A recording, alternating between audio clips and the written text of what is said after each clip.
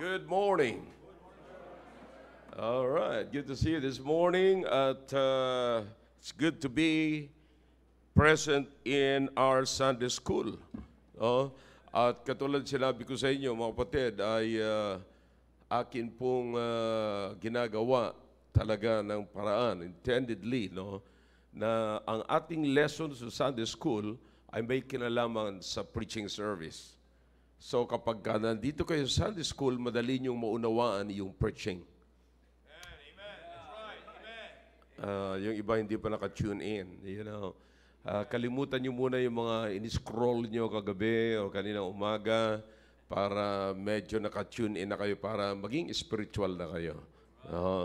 Kasi alam ko po yan, yung iba talagang hindi maiwasan yung mga reel, yung mga reels, yung mga may iksi, yung mga clips, no? Marami yun kung ano-ano lamang lumalabas po doon, mga kapatid. But, ang kailangan po natin talaga ay maging knowledgeable tayo sa salita ng Diyos. No? You ready for the service? Kayo po nasa likod, are you ready? Amen. Kayo nasa taas? Kayo. Yeah, kayo. Merong 7 rito, merong 8 rito. You know. And hope lahat po tayo ay handa sa pag-aaral ng salita ng Diyos because that is exactly the reason why we're here. Para mag-aral tayo ng salita ng Diyos. Ako po, bilang pastor po ninyo, sinisikap ko na pagka pumunta kayo rito ay may matatanggap talaga kayong salita mula sa kasulatan ng Diyos. No? And ngayong umaga, I don't know about you, pero are you expecting something that God wants you to do? Amen. Yan ang pinakamaganda. Inaasahan every time. Ako po lagi kong iniisip every time. Kaya yan po ang nagpo-push sa akin na mag-aral ako sapagkat alam ko ang bawat isa sa inyo rito, you are not expecting the same thing. You see? In other words, hindi kayo umaasa na kakaing uli kayo ng bahaw. Yeah. Amen. Tagalog ba yung bahaw? Yeah, okay. Bisaya? Yeah. Bisaya? Bahaw. Ano sa Tagalog yung bahaw? Kanin. Okay. All right. That's good. Kami, sa Iligan kasi, ang tawag namin dyan bahaw. Sa Tagalog, kaning lamig. Pero kapatid, kahit na hindi bahaw, malamig pa rin hinahain sa atin, di ba? Talk to me. Kaya sa amin sa Iligan, tawag namin dyan ay bahaw. Alam ko yung iba sa inyo naguguluhan. Taga saan ba talaga yan si Pastor? Taga Manila man ko. Yeah. All right, you ready? All right, you turn your Bibles now in the book of Ephesians. Maganda ho yung pag-uusapan natin ngayon because there's something that we do not understand in God's view. No? Kaya dapat maunawaan po natin, we're going to talk about the will of God this morning in our Sunday school. Okay? All right? Ephesians chapter 1 in verse number 11. Ephesians chapter 1 verse number 11. Okay? Ron, paki-sharean mo lang si ma'am. Yeah, okay. Alright, kung wala po kayong mga Bibles din at wala pong nagsishow sa inyo, nagpapakita sa inyo, nagsishare, no, just look at the screen. Sa screen lamang po kayo tumingin. Okay? May time ba? Pwede ba natin gawin yan na kahit wala na ako sa picture, buong verse na lamang nandiyan? Sa kagustuhan ko lamang na mas maganda mabasa nila yung picture kaysa makita nila yung mukha ko. Sawa na sila sa akin. Okay? Alright. Nandiyan pa rin eh. Malalakihan nyo ba? Mas maganda, mas malaki. Okay? Pinaliit nyo lang ako eh. Kung papaliitin nyo rin lang naman ako, tapos nandiyan pa rin lang naman ako. Pakita nyo na lang na malaki, baka ganahan pa rin sila. Alright. Okay, either one is good. Amen? Alright, you ready? All right, here's what the Bible says in verse number 11 in chapter 1. Okay? In whom also, are we reading the same page? All right. Now, in whom also we have obtained an inheritance, being predestinated according to the purpose of him who worketh all things after the counsel of his own will. Notice what the Bible says there. After the counsel of his own will. After the counsel of God's will. Okay?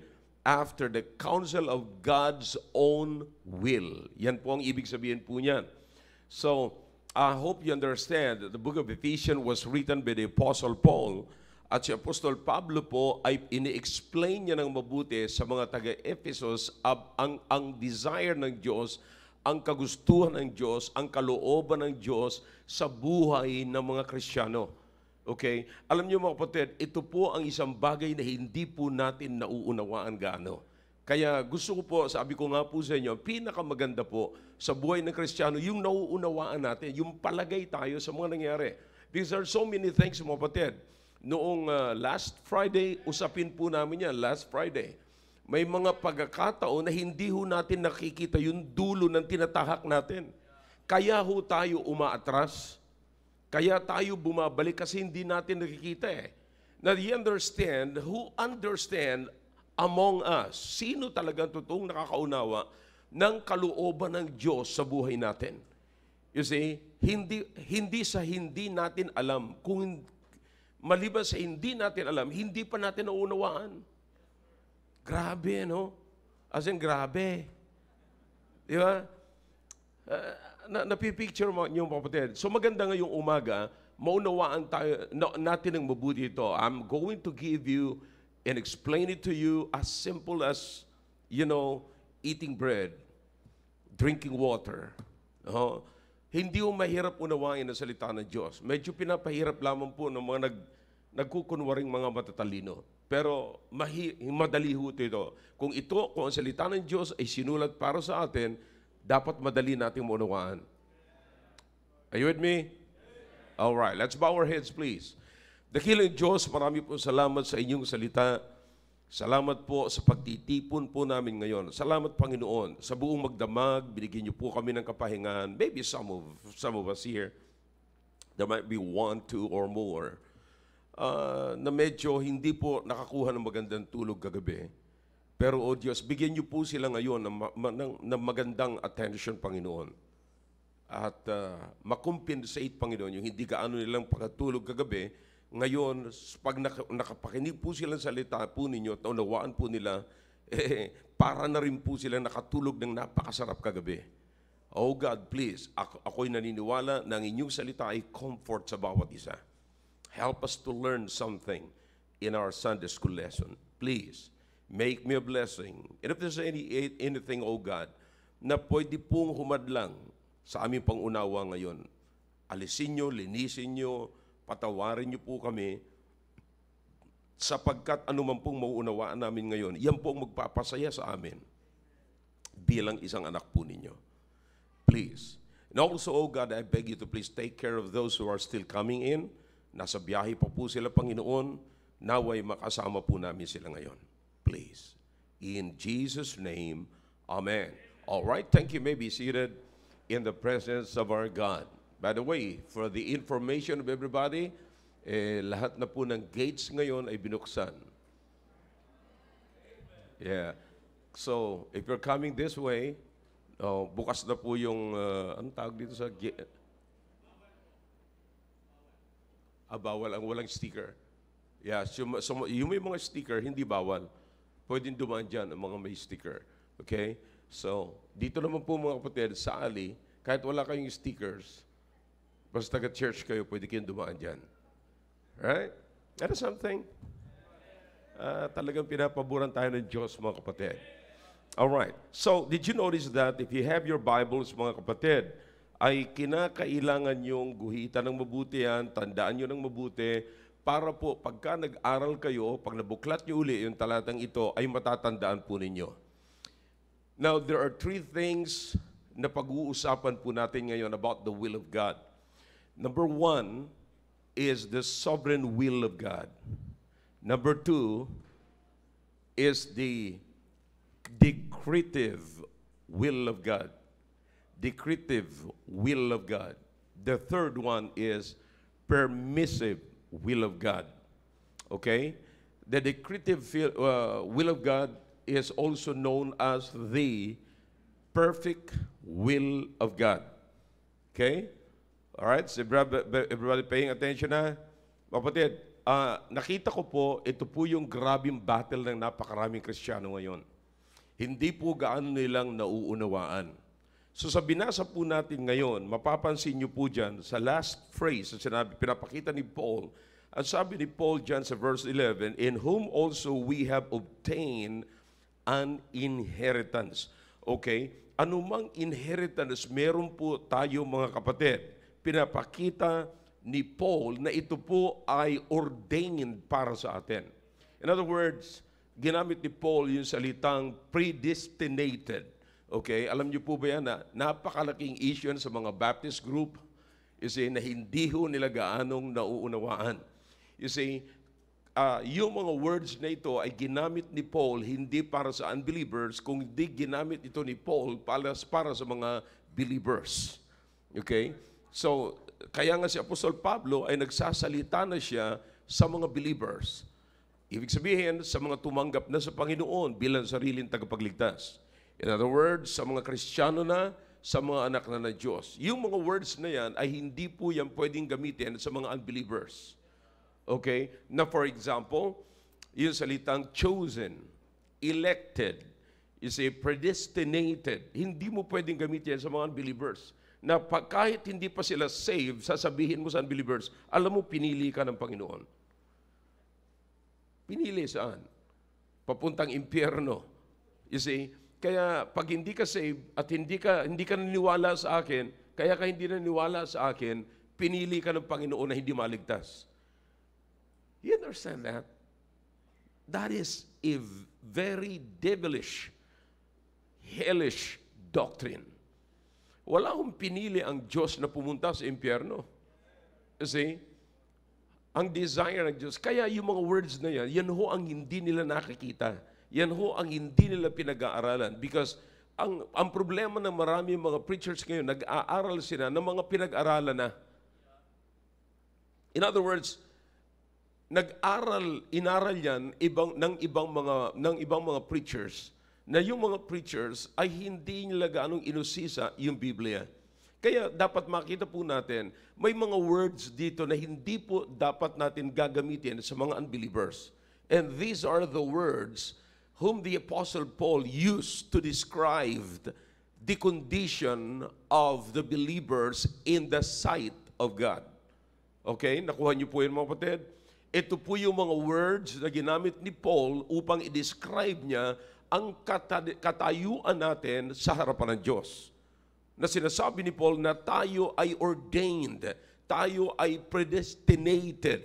Okay? Now, tayo ay predestined doon sa plano ng Diyos. And notice what the Bible says here. Tingnan niyo mga kapatid. Sabi niya, predestinated according to the purpose of Him. Sino yung Him? Panginoon. Who worketh all things after. In other words, ayon mga kapatid, sa counsel, sa kagustuhan, sa plano ng kalooban ng Diyos para sa atin. Yan ang sinasabi po ni Paul. After the counsel, sabi niya, of Him, of His own will. Yan ang gustong mangyari ng Panginoon. That is God's own desire. Now, notice mga kapatid, pansinin niyo na mabuti. Napakahalaga po ito mga kapatid. Okay? So, welcome to the Philippine School of Scriptures. Okay? Now, first of all, you have to understand na anumang will ng Panginoon is under ng kanyang sovereign will. Okay? Now, sovereign will. Now, ano po ang ibig sabihin ng sovereign will? Dapat maunawaan po natin yan mga kapatid. Okay? Ang sovereign will mga kapatid, ang ibig sabihin po niyan, God is in control of everything here. God controls the universe. Okay? Wala hong nangyayari sa ibabaw ng mundong ito na hindi ho kontrolado ng Diyos at lingid sa kaalaman ng Diyos. Tandaan niyo po mga kapatid, ang Diyos po natin is an omniscient God, omnipotent God, and omnipresent God. Ano po ang mga ibig sabihin nito? Omniscient means all-knowing. Alam niya ang lahat ng nangyayari from the beginning to the present and to the future. Alam po yan lahat ng Diyos. Wala hong hindi alam ang Diyos sa lahat ng nangyayari. Very familiar. Lagi po natin pinag-uusapan yan. Omnipotent. Okay? Omnipotent means God is an all-powerful God. Wala pang hihigit na makapangyarihan sa Diyos. Okay? The devil is trying. But listen, greater is he that is in us than he, Satan, that is in the world. Okay? So ang Diyos ay mas makapangyarihan, mga kapatid. Anuman ang gagawin ng Diyos, anuman ang nasa Panginoon, yan ho lahat ay makapangyarihan. Laging greater ang Diyos. Anumang meron ng Diyos. Because God is an all-powerful God. Alright? Are you getting the point? Third, omnipresent. God is present everywhere. Okay? Now, ito mahirap natin paniwalaan kasi ipinapaliwanag natin ang pagiging omnipresent ng Diyos sa katulad ng presensya natin. Now, if we are present here, we are not present over there. Yeah? Pero ang Diyos, kapatid, ay hindi ganyan. You see, God sees everything and God is present everywhere. Okay? You have to believe that. Okay? Alright, now, so yan po ang ibig sabihin ng pagiging sovereign ng Panginoon. God is a sovereign God and His will is also sovereign. Okay? So lahat, eto ngayon yung sovereign will ng Diyos, and then nandito naman po mga kapatid, ang tinatawag nating decretive will or perfect will. Pero mas magandang gamitin po yung salitang decretive because pag sinabi pong decretive will, ay patungkol po yan sa decree ng Panginoon. Anumang ginusto ng Panginoon that is under the law, it might be under the law or under by His own desire. It is what God desires and what God has put in agreement, no, that He desires to happen. That is what we call decree. Nakuha niyo po mga kapatid? Did you get it, students? All right. So decretive po ang tawag po doon. Now, permissive naman under the sovereign, kapatid, is another one is the permissive. Yun po yung mga ginugusto nating unawain, pinipilit nating unawain na minsan hindi po natin maunawain. Pero pag naunawaan niyo po ito mga kapatid, napakaganda, mauunawaan yung mabuti ang lahat na nangyayari sa buhay po natin. Alright? Permissive is what God permits. What God allows to happen. But listen now, this is so important. Kapatid, huwag niyong kakalimutan. Because whatever God allows, they are allowed for an indirect fulfillment of God's desire. Okay? Hindi man yan yung direct na paraan ng Diyos, no, para ma-fulfill yung desire niya, pero dinadaan niya po doon sa permissive. In other words, hindi man yan pinintulutan ng, hindi man yan yung pamaraan ng Diyos, gumawa ka ng sarili mo pamaraan, pero pinintulutan niya ng Diyos para lalo pang ma-fulfill yung kanyang desire. So nakuha niyo po yan. That is what we call permissive. Ngayon, i-apply po natin. Sino sa inyong nakakaalala mga kapatid sa nangyari kay Joseph? Are you familiar with what happened to Joseph? Okay. Now, here's the thing. God is control. Di ba?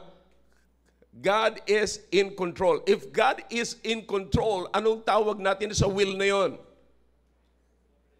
Come on, shout it. Sovereign. Okay? God is in control. Sino sa atin ang naniniwala na ang Diyos ay in control sa buhay ni Joseph? Amen. Say amen. All right. Naniniwala tayo na God is in control sa buhay ni Joseph. At sapagkat naniniwala tayo that God is in control sa buhay ni Joseph, naniniwala rin po tayo, mga kapatid, that God is still in control sa nangyayari sa buhay ni Joseph. Come on. All right? Now, let's apply. So that's it now. Whatever happens, anuman ang mangyari at nangyayari kay Joseph, God is in control. All right? Now, let's apply the decretive will. Nasaan yung decretive will sa buhay ni Joseph? Are you excited for this? Kinakailangan si Joseph makarating sa Egypt. Okay? That is God's desire. Bakit? Kasi si Joseph, mga kapatid, ay gagamitin ng Panginoon sa Egypt. In other words, God chose Joseph for a special assignment. Okay? Now, ang nangyari ngayon, mga kapatid, ano ang paraan ng Diyos para si Joseph ngayon ay makarating doon sa Egypt? Okay? Now, kinakailangan makarating siya doon kasi gagamitin siya ng Diyos para sa salvation ng tagutom ng kanyang bayan at ng kanyang pamilya. Alright? So, anong ginawa ng Diyos? Pinahintulutan ng Diyos yung kidnapping. Pinahintulutan ng Diyos na si Joseph ay alipustain ng kanyang mga kapatid. Pinahintulutan ng Diyos na si Joseph, mga kapatid, ay halos patayin na ng kanyang mga kapatid. You see that? But can you see the picture, kapatid, kung paano kinukontrol ng Diyos yung kanyang mga kapatid? Hindi ba? Dapat sana papatayin na siya. Hinulog na siya sa balon. Di ba? Pero bakit hindi nila naisip-isip na sana papatayin na siya? Because the very intent ng kanyang mga kapatid is mawala siya sa harapan ng kanyang magulang. Kasi nga, ano ang problema po, mga kapatid, ng kanilang mga kapatid para kay Joseph? If you know one word. Envy. Inggit. Okay? Inggit. Naiinggit sila kay Joseph. So, kinakailang mawala ngayon kasi sapagkat meron silang inggit, ang nasa isip nila, patayin si Joseph at mawala si Joseph sa harapan ng kanyang magulang. Okay? Now, so that's it. Pero mga kapatid, ang tanong, bakit hindi mapatay-patay si Joseph? Bakit sila mismo nagkakagulo-gulo ng isip? Why is that? Because God is in, shout it, control. And that is what we call the what? Sovereignty of God. You see, hindi ka makakalaban sa Diyos. Pag ang Diyos nakialam, you see, in this case, mga kapatid, in the case of Joseph, you can see the intervention of God. You see, God always intervenes. Di po ba? Nag-i-intervene lang. Every time na may iniisip sila kay Joseph, ganito na lang kaya, ganito na lang kaya, patayin na lang kaya, hulog na lang dahil sa balon. Oh, teka lang, paano kaya kung ibenta natin? Laging nag-i-intervene ng Diyos. Can you see the sovereign power of God? Come on, this is exciting, mga kapatid. Bakit mga kapatid? Why is that? Because you can also see what God decrees. You can also see the decree of God. You can also see kung ano ang plano ng Diyos. The perfect will of God is for Joseph to what? Come Come on. Egypt. You see, that's the perfect will. Bakit? Si Joseph ay merong assignment. Okay? Kinakailangan makarating siya doon. Now, where is now the permissive will? Okay? Pinahintulutan ng Diyos na si Joseph ay makaranas ng ganung mga bagay. Okay? Na siya ay tangkaing patayin, na siya ay mahulog sa balon, na siya ay ibenta kay Pharaoh. Alright?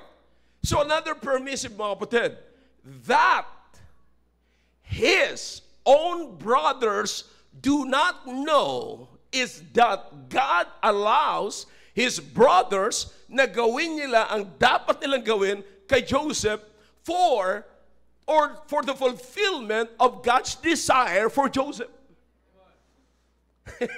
Kapatid, I don't know about you, but in this Sunday school message, you will find out na may mga nangyayari sa buhay natin na pinatatagal lang natin, pero para bang that is only an aid for or in aid of legislation, kung tawagin sa Senado at saka sa Kongreso.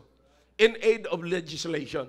So alam niyo mga kapatid, lahat ng ginagawa po natin na hindi naman yun talagang pamamaraan ng Diyos, kaya lang pinipilit natin na yun ang gawin natin, pero pinapahintulutan ng Diyos, and at the end of the day, yun pa rin yung plano ng Diyos na nasusunod.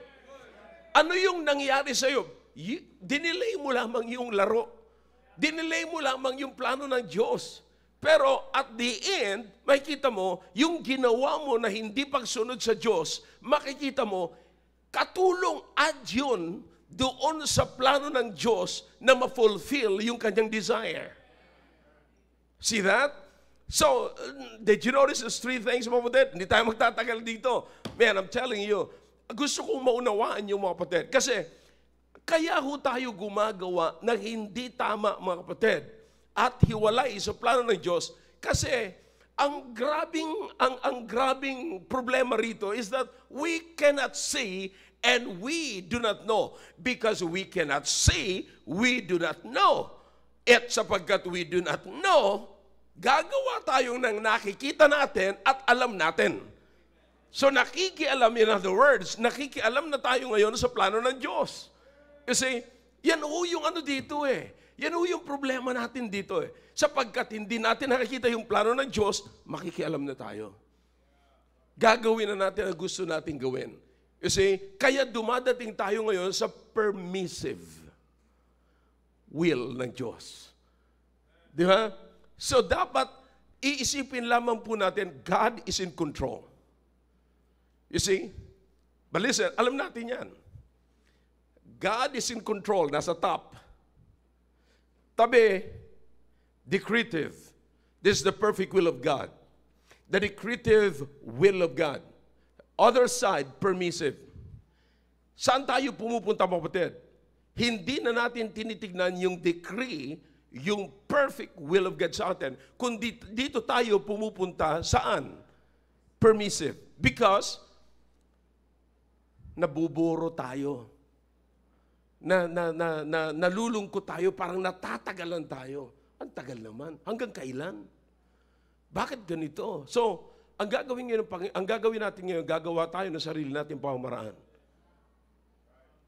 Ang mahirap nun, hindi ka tinapik ng Diyos. Mali yan. Hindi. Pinabayaan ka lang ng Diyos. Tapos, habang ginagawa mo, lalong tumagal. Di ba? Hindi lalong tumagal. Nasaktan ka pa. Nadagdagan ka pa. Pero at the end, kapatid, makikita mo, yung will ng Panginoon pa rin ang magpiprevail. So anong nangyari ngayon sa mga ginawa mo? Nadagdag lang. Nadagdag lang yon na paliwanag para maintindihan mo yung kalooban ng Diyos sa buhay mo. Pinahintulutan ng Diyos. Kaya pababayaan ng Diyos, sige, gawin mo lang. Anak, sige lang. Sige lang. Yung gusto mo, sige. Ito yung pamaraan ko. Listen to what Isaiah said. Your ways are not my ways. Sabi ng Panginoon. Kahit gumamit ka pa ng ways, your ways is not God's ways. Yeah. So, may kita natin mga kapatid, sa punto na ito, mauunawaan natin, dapat na unang-unang ilagay natin sa isipan natin is this: the sovereign will of God. It's not about my will, it's about His will. Now, listen to me now. Tingnan niyo mabuti para maunawaan po natin ang sarili po natin. Who is in control of your life? Do you really have the power to control your life? Huh? Okay. May bagyo ba? Do you really have the power?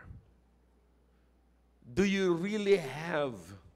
Can you say, nakikita mo ba? Tingnan niyo mabuti mga kapatid. You have to trust the sovereignty of God. You have to trust the sovereign will of God. Bakit? Ang tanong ganito nakikita mo ba yung dulo ng buhay mo? Hindi mo nakikita. Brethren, there's a song that says, He holds my future. He holds my tomorrow. You see? So alam niya dapat siya ang nakakakita ng dulo, siya ang nakakakita ng pasimula mo, siya ang nakakakita ng gitna mo. Kita niya lahat. Listen now, may karapatan na ang Diyos ang mag-control sa buhay natin because He is an omniscient, omnipotent, omnipresent God. You see, kaya hindi natin nauunawaan mga kapatid Maraming bagay sa buhay natin. Imagine, nakita kaya ni Joseph, napanaginipan niya kaya na siya makukulong. Napanaginipan niya kaya na siya ay aalipustahin ni Mrs. Pharaoh. Nakita niya kaya na siya ay aabusuhin ng kanyang mga kapatid? Hindi. So ano kayang nararamdaman ni Joseph nung siya ay halos patayin na ng kanyang mga kapatid? Same thing na nararamdaman nyo pag nasa kapighatian tayo. Same thing na nararamdaman natin pagka nasa problema tayo. Bakit? Hindi natin nakikita ang dulo ng problemang ito O sino sa atin ngayon mga may problema na ngayon nag-flare up na kayo, nagwawala na kayo, hindi nyo na malaman kung anong mangyayari. You know, may dinidil kami problema. At ni Lamsel, nagpatulong ako kay Lamsel. Sabi ko, Brad, medyo kausapin mo itong ganito kasi nandun sa may teritoryo niya. See, yung kausap naming tao, mga kapatid, yung parang hindi, iba yung sinasabi niya sa akin, iba yung sinasabi niya kay Lamsel. Nauunawaan ko, madali kong unawaan, alam mo kung bakit.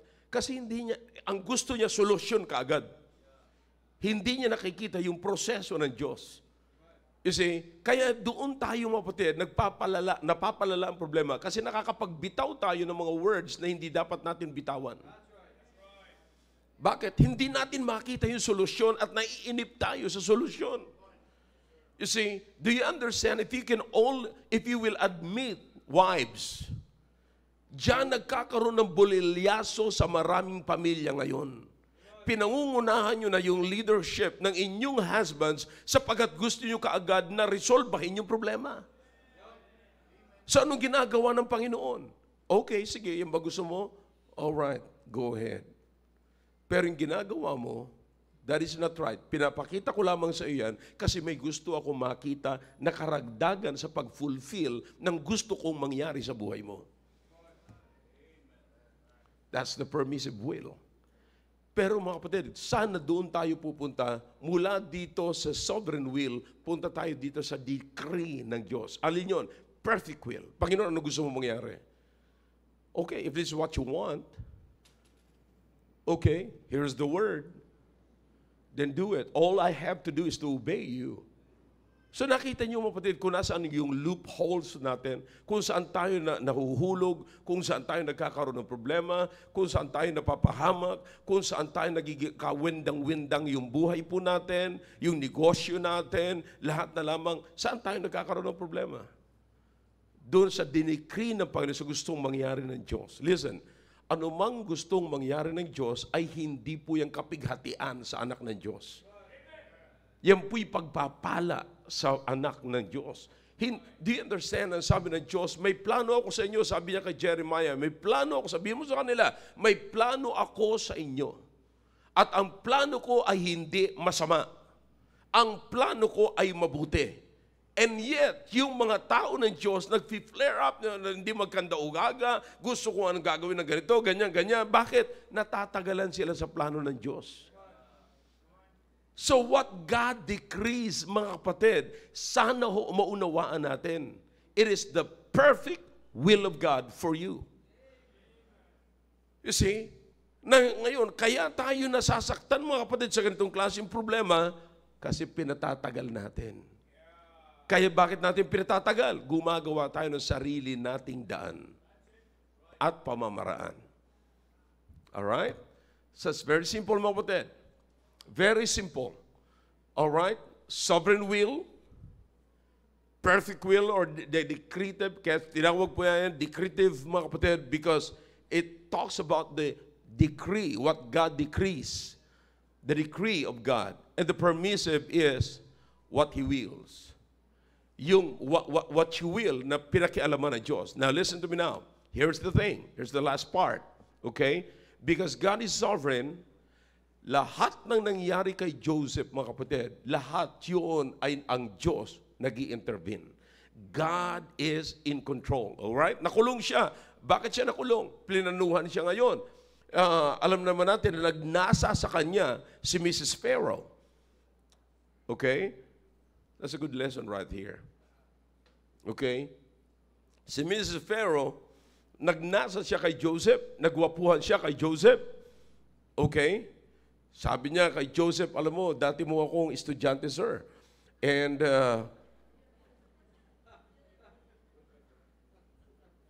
but anyways, mukha yatang hindi kayo nanonood ng television. But anyways, you're the most matalino, very, very good student. But anyways, is that close? All right, now listen. So si Mrs. Pharaoh, nagnasa siya sa kanyang estudyante. Nagnasa siya kay Joseph. All right? Nagnasa siya kay Joseph. And then, sabi ni Joseph, no, hindi dapat ito. Hindi dapat mangyari po. I'm telling you. Ito ang mga dapat matutunan ng mga lalaki. Yeah. Matuto tayo na pagka merong ganun, sasabihin natin, hindi po pwede. Taken ka na. Okay? Now listen, you cannot take me anymore because you're taken. Alright? So, you see, nakita niyo mga kapatid, ang ginawa ngayon ni Joseph, tumakas siya ngayon. Pagtakas siya ngayon, hinablot yung kanyang damit, bilang ebidensya mga kapatid, na parang nire-rape si Mrs. Pharaoh. Now listen to me now. Tingnan niyo mabuti, very powerful na tao. Akalain mo sasabihin sa kanya na may kasalanan siya. Sasabihin doon sa Pharaoh, ni Mrs. Pharaoh, na may kasalanan si Joseph. Sino makakapag-resist? No wonder kung bakit si Joseph ay nakulong. See that? But God has His own way. God intervenes. You see? So makikita mo yung sovereign power ng Diyos. Sovereign will of God. Okay? Now, hindi mo pwedeng gawin yan kay Joseph kasi may assignment niya si Joseph na dapat niyang tapusin. So later on, because of the sovereign will of God and what God decrees, mga kapatid, anong nangyari? Nung nagkaroon ng tagutom, si Joseph naging savior ng kanyang mga kapatid. Nung nagsosorry na yung kanyang mga kapatid, sabi niya, patawarin mo kami sapagkat nagawa namin ito sa buhay ninyo, sa buhay mo. Anong sabi ni Joseph? Hindi kayo ang nagpadala sa akin dito. Diyos ang nagpadala sa akin dito. So at the end, kapatid, anong the end? Hindi patay ang bida. At the end, anong nangyari? What God, come on, talk to me, decrees. What God desires. Ano ang nangyari? Fulfillment ng purpose niya sa buhay ni Joseph. Can you see now? Anong dapat natin gawin ngayon, mga kapatid? Trust the what? Sovereign will of God. And what God decrees, all right. Ano man tinalaga ng Diyos, ano man ang kanyang nilagay na sabi ng Panginoon, this is what I want. Now, because this is what I desire, this becomes the law. Batas na ito. Bakit? Pagka hindi nyo sinunod ito, pagka hindi nangyari ito, matinding punishment. Kahit na maglagay pa ako ng punishment dito, mangyayari pa rin ito. Bakit? It is the sovereign will of God. Okay? Punta ka sa permissive, at the end, yung pa rin ginusto ng Panginoon na mangyayari. Alright, I hope this is clear. Kapatid, napakasimple po sa Sunday school na ito. Mauunawaan pa ho natin mamaya ang application nito. Okay? Now listen, this is so important, kapatid, kasi palagi nangyayari po ito sa buhay natin. May mga bagay na hindi po natin nauunawaan. Pero do you trust the sovereign will of God in your life? Trust His power. Trust His control over you. You see, ang kailangan lamang po natin, magpasakop lamang tayo sa control ng Diyos. Listen, kapag tayo ay laging nasa umbrella ng Diyos, kapatid, hindi tayo may initan. Kapag tayo ay laging nasa tahanan ng Diyos, hindi magulo ang ating tahanan. Right? So trust the sovereignty of God. Trust the all-powerful God and the all-knowing God and the always present God. Amen? All right. Did you learn something? All right. So next sa susunod, second year na po kayo. Okay? Sa susunod na pag-aaral po natin. Okay? All right. Tumayo po tayong lahat. Dakilang Diyos, marami po salamat sa natapos po namin sa Sunday School. Salamat po, Panginoon, at binigyan niyo po kami ng malawak na pangunawa sa lahat po ng aming narinig. Pagpalain niyo po, Panginoon, ang lahat po ng aming narinig at lalo pa, Panginoon, na magbigay ito ng liwanag sa bawat isa. Sa araw-araw na pangyayari sa buhay po namin, naway makita po namin lagi na kami nagtitiwala sa inyo pong kapangyarihan, na kayo sa inyong kagustuhan, sa inyong perfect will, which is what you decree, Panginoon. At kung anuman ang inyong itinalaga, anuman ang inyong ginusto para sa amin, ay yun po ang mangyayari, O Diyos. Salamat po na may plano po kayo sa amin, at ang plano niyo sa amin ay hindi po evil, but ang plano niyo po sa amin ay kapayapaan po, Panginoon. Salamat po, O Diyos. Ito po ang aming pasasalamat sa pangalan po ni Jesus. Amen.